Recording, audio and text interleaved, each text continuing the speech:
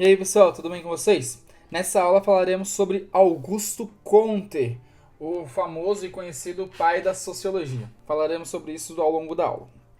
Iniciando então, fotinha de Augusto Comte, caricatura dele. Seu objeto de pesquisa podemos dizer que é a sociedade. Ele faz uma análise da evolução da sociedade ao seu ponto de vista, tudo bem? Quando eu digo que ele é pai da física social, o que isso exemplifica? De acordo com Comte, todas as outras ciências havia uma explicação para elas, certo? Entretanto, a sociedade não tinha uma explicação. Por isso que ele desenvolve uma nova ciência, chamada de física social, que hoje, atualmente, é conhecido como sociologia. Ele observava, por exemplo, que a física ela tinha iniciado ali com Newton e ela tinha passado por momentos a fim de aprimorá-la, certo? Da mesma maneira, a biologia, a química, todas elas com o objetivo inicial de aprimorar uma ciência que já tinha sido estabelecida. Da mesma maneira, essa física social, também conhecida como sociologia, ela tinha um objetivo que era de aprimorar a sociedade, certo? Antes de falarmos necessariamente sobre a sua análise da evolução da sociedade, precisamos estabelecer o local, o momento, o período histórico que ele está. Coloquei aí século XVIII. A sua abordagem, na verdade, os seus escritos são do século XIX, só que todos com base em acontecimentos do século XVIII. Esse período, esse século, famoso século das luzes, foi o momento em que se desenvolveram duas mudanças extremamente importantes para a história da sociedade. A primeira delas, a Revolução Industrial, iniciada a partir de 1750 aproximadamente, e a segunda, a Revolução Francesa, ali de 1789 e que dura até 1799, certo? Esses dois acontecimentos que se estabeleceram a partir do século XVIII, eles foram importantíssimos para o estabelecimento do capitalismo, para o surgimento, não necessariamente surgimento, mas para o aprimoramento do capitalismo e seu estabelecimento na sociedade. Mas o que é esse capitalismo que muitas pessoas às vezes não sabem o que significa? Podemos dizer que o capitalismo é um modo de produção baseado em quê? Baseado no capital. Ou seja, nós tínhamos lá atrás uma sociedade servil, uma sociedade feudal, em que aquilo que mais era valorizado era a quantidade de terras que você tinha. Com o início da Idade Moderna, você tem um estabelecimento do capital, o retorno da questão monetária. E a pessoa mais importante, mais rica, passa a ser a pessoa que tem mais posses financeiras, a pessoa que tem mais dinheiro, ok? Então o capitalismo é um modo de produção que baseia-se na ideia do capital.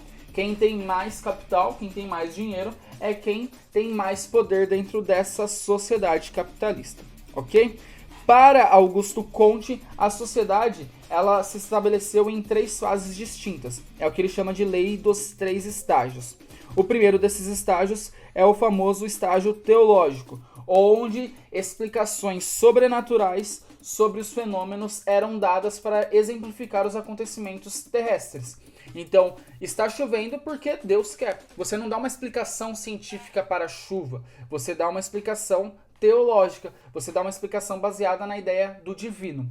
Essa explicação teológica, ela se fundamentou principalmente durante a sociedade feudal. Por quê? Justamente porque a igreja era o centro, era a base da cultura e do conhecimento nessa sociedade feudal. Posterior a esse estágio teológico, nós entramos no estágio metafísico, onde as explicações para os eventos terrestres eles eram dadas por meio de forças abstratas. Então o conhecimento ele não era natural do ser humano. O conhecimento era do ser humano devido a uma força metafísica, a uma força que ela não necessariamente existia terrenamente. Ela não era terrestre, ela era também, de certa maneira, sobrenatural. Ela transcendia o ser humano, ela estava além do ser humano, era algo metafísico.